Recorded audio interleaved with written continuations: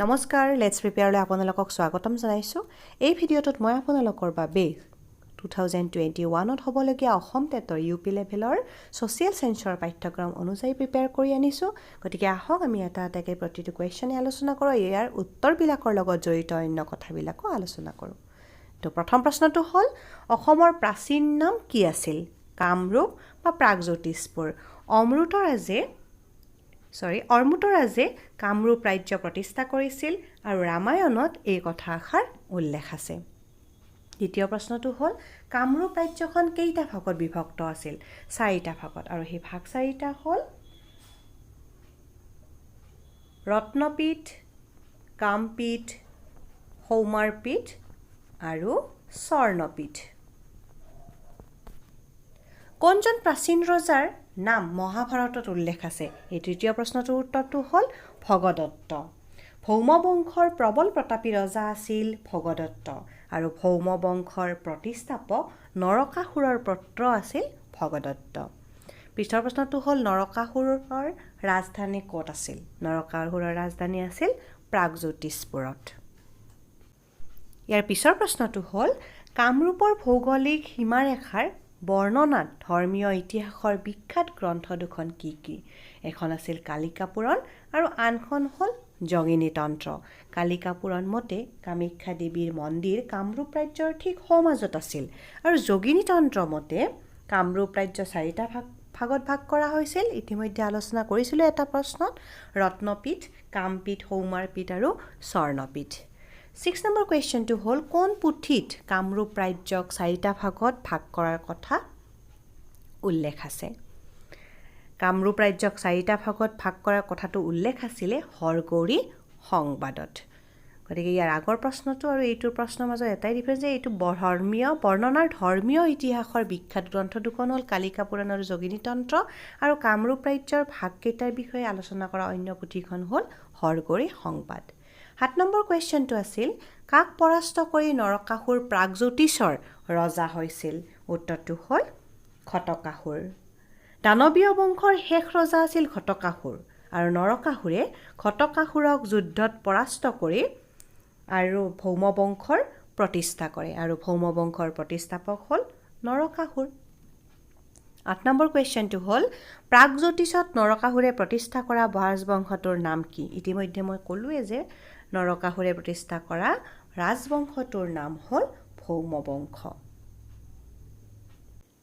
ইয়াৰ পিছৰ কুৱেশ্যনটো হ'ল শ্ৰীকৃষ্ণৰ নাতি অনিৰুদ্ধই কাক বিয়া কৰাইছিল বান ৰজাৰ জীয়েক উষাই সপোনতে দেখিছিল এজন কোঁৱৰ আৰু সেয়ে তেওঁ প্ৰিয় সখী চিত্ৰলেখাক এই বিষয়ে কওঁতে চিত্ৰলেখাই যেতিয়া তেওঁক ছবি অংকন কৰি দেখুৱাইছিল তেওঁ অনিৰুদ্ধক চিনাক্ত কৰিছিল আৰু চিত্ৰলেখাৰ সহায়তে অনিৰুদ্ধৰ লগত উষাৰ বিয়া হৈছিলে ইয়াৰ পিছৰ প্ৰশ্নটো হ'ল বৰ্মন বংশৰ শ্ৰেষ্ঠ ৰজাজন কোন আছিল উত্তৰ কুমাৰ ভাস্কৰ বৰ্মন বংশৰ শেষ আৰু শ্ৰেষ্ঠ ৰজাজনেই হ'ল ভাস্কৰ বৰ্মন আৰু ইয়াৰ কাৰ্যকাল আছিল 594 খ্ৰীষ্টাব্দৰ পৰা 650 খ্ৰীষ্টাব্দলৈকে ইয়াৰ পিছৰ কুৱেশ্যনটো হ'ল হিউৱেন চাঙে লিখা ভ্ৰমণ কাহিনীখনৰ নাম কি হিউৱেন চাঙে ভাৰত ভ্ৰমণলৈ যেতিয়া আহে তেতিয়া তেওঁক কামৰূপ ভ্ৰমণৰ কাৰণে ভাস্কৰ বৰ্মনে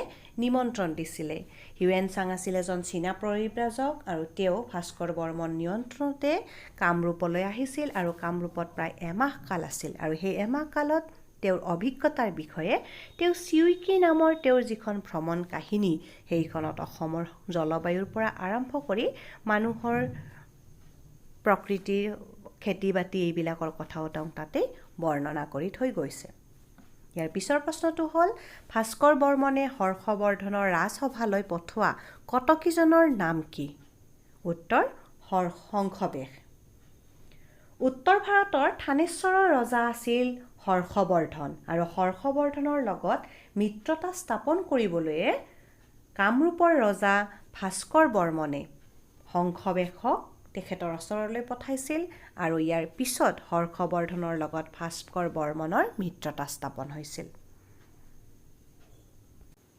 ইয়াৰ পিছৰ প্ৰশ্নটো হ'ল কোচ ৰাজ্য কোনে প্ৰতিষ্ঠা কৰিছিল উত্তৰ বিশ্বসিংহই কোচ ৰাজ্য প্ৰতিষ্ঠা কৰিছিল আৰু তেওঁৰ কাৰ্যকাল আছিল 1515 পৰা 1540 খ্ৰীষ্টাব্দৰ ভিতৰত। এওঁৰ 18জন পুতেক আছিল আৰু এই পুতেকসকলৰ ভিতৰত নৰনাৰায়ণ আৰু চিলাৰায় আছিল বিখ্যাত আৰু তেওঁলোকে পিছত কোচ ৰাজ্যৰ ৰজা আৰু সেনাপতি হৈছিলে।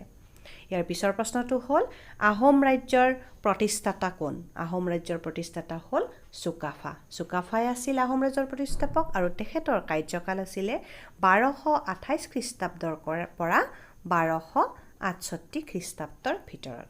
আৰু এওঁৱে অসমত বুৰঞ্জী লিখাৰ নিয়মো আৰম্ভ কৰিছিলে, অৰ্থাৎ প্ৰৱৰ্তন কৰিছিলে। ইয়াৰ পিছৰ কুৱেশ্যনটো হ'ল মল্লদেৱক কি বুলি জনা যায়? মল্লদেৱক নৰনাৰায়ণ বুলি জনা যায়। বিশ্বসিংহৰ 18জন পুত্ৰৰ জ্যেষ্ঠজন আছিল নৰনাৰায়ণ আৰু এওঁৰ আচল নাম আছিলে মল্লদেৱ। যেতিয়া তেওঁ কোচ ৰাজ্যৰ সিংহাসনত বহে তেওঁৰ নাম হয় নৰনাৰায়ণ। 16 নম্বৰ কুৱেশ্যনটো হ'ল চিলাৰায়ৰ আচল নাম কি? চিলাৰায়ৰ আচল নামটো হ'ল শুক্লধ্বজ। যি সময়ত কোচ ৰজাই ৰাজত্ব বিশ্বসিংহৰ শেষ হ'ল, তাৰপিছত তেওঁৰ জ্যেষ্ঠ পুত্ৰ নৰনাৰায়ণে ৰাজত্ব কৰিবলগীয়া সময় আহিছিল, সেই সময়তে নৰনাৰায়ণ অৰ্থাৎ মল্লদেৱ আৰু শুক্লধ্বজে শিক্ষা গ্ৰহণ কৰাৰ বাবে ৰাজ্যৰ পৰা বাহিৰত আছিলে আৰু ইয়াৰ সুযোগ লৈয়ে নৰনাৰায়ণ আৰু চিলাৰায়ৰ ভাতৃ নৰসিংহই ৰাজ্যভাৰ লৈছিলে। আৰু পিছত যেতিয়া নৰনাৰায়ণ আৰু চিলাৰায় সোমালে ৰাজ্যত শিক্ষা শেষ কৰি, তেতিয়া তেওঁলোকে নৰসিংহৰ লগত যুদ্ধ কৰিলে আৰু নৰসিংহৰ লগত যুদ্ধ কৰিলে আৰু যুদ্ধত নৰনাৰায়ণ জয়ী হ'ল আৰু ইয়াৰ পিছত কোচ ৰাজ্যৰ সিংহাসনত নৰনাৰায়ণ বহিল আৰু সেনাপতি হিচাপে শুক্লধ্বজ অৰ্থাৎ চিলাৰায়ক বহিব দিয়া হ'ল। ইয়াৰ পিছৰ প্ৰশ্নটো হ'ল কালিকা পুৰাণ কোন শতিকাত ৰচনা কৰা হৈছিল? কালিকা পুৰাণ ৰচনা কৰা সময়খিনি আছিল 10ম শতিকা। ইয়াৰ পিছৰ প্ৰশ্নটো হ'ল ভূঞা শব্দৰ অৰ্থ কি? ভূঞা শব্দৰ অৰ্থ হ'ল মাটিৰ মালিক। এই ভূঞা শব্দটো আহিছে 12 ভূঞাসকলৰ পৰা। ভূঞা শব্দৰ অৰ্থই হ'ল মাটিৰ মালিক বা ভূঁইৰ মালিক আৰু 12জন ভূঞাই সেই সময়ত ৰাজত্ব কৰিছিল তেওঁলোকৰ গোটেই দলটোত বা গোটেই গ্ৰুপটোক। গতিকে সেয়েহে সেই 12জনৰ প্ৰবল প্ৰতাপীৰে তেওঁলোকে বেলেগক নাশ কৰিছিল আৰু নিজৰ ৰাজত্ব চলাইছিল আৰু সেয়ে এওঁসকলক একেলগে 12 ভূঞা বুলি কোৱা হয়। গড়মা কুঁৱৰী কোন আছিলে? গড়মা কুঁৱৰী আছিলে কমতাৰাজ নীলাম্বৰে বিয়া কৰা এগৰাকী গৌড়দেশৰ কুঁৱৰী। আহোম ৰাজ্যৰ লগত গৌড়দেশৰ সম্পৰ্ক মধুৰ আছিলে আগৰে পৰা আৰু যেতিয়া কমতা ৰাজ্য স্থাপন হ'ল তাত নীলাম্বৰে গৌড়দেশৰ কুঁৱৰী বিয়া কৰাইছিলে আৰু সেইগৰাকী আছিলে গড়মা কুঁৱৰী। লাষ্ট কুৱেশ্যনটো অৰ্থাৎ 20 নম্বৰ কুৱেশ্যনটো হ'ল কিমান চনত অসমত প্ৰথম মুছলমানসকলে আক্ৰমণ কৰিছিলে? আৰু প্ৰথম মুছলমানসকলে আক্ৰমণ কৰা সময়টো আছিলে 1206 খ্ৰীষ্টাব্দ। 1206 খ্ৰীষ্টাব্দত দিল্লীৰ চুলতান কুতুবুদ্দিন আইবাকৰ অধীনত বংগৰ শাসনকৰ্তা মহম্মদ বিন বখতিয়াৰ খিলজীয়ে কামৰূপ আক্ৰমণ কৰিছিল আৰু সেই সময়খিনি আছিল 1206 খ্ৰীষ্টাব্দ। গতিকে আমি আজি এই 20টা কুৱেশ্যন আলোচনা কৰিলোঁ। ভিডিঅ'টো যদি ভাল লাগিছে লাইক, শ্বেয়াৰ আৰু কমেণ্ট কৰিব আৰু আপোনালোকৰ সহায় হওকে মই অন্য ভিডিঅ'বোৰো ইয়াতে দি থাকিম। গতিকে সেয়েহে মোৰ চেনেলটো ছাবস্ক্ৰাইব কৰি বেল আইকনটো প্ৰেছ কৰি দিব। তো আজিলৈ ইমানেই, পিছত পুনৰ লগ পোৱাৰ আশাৰে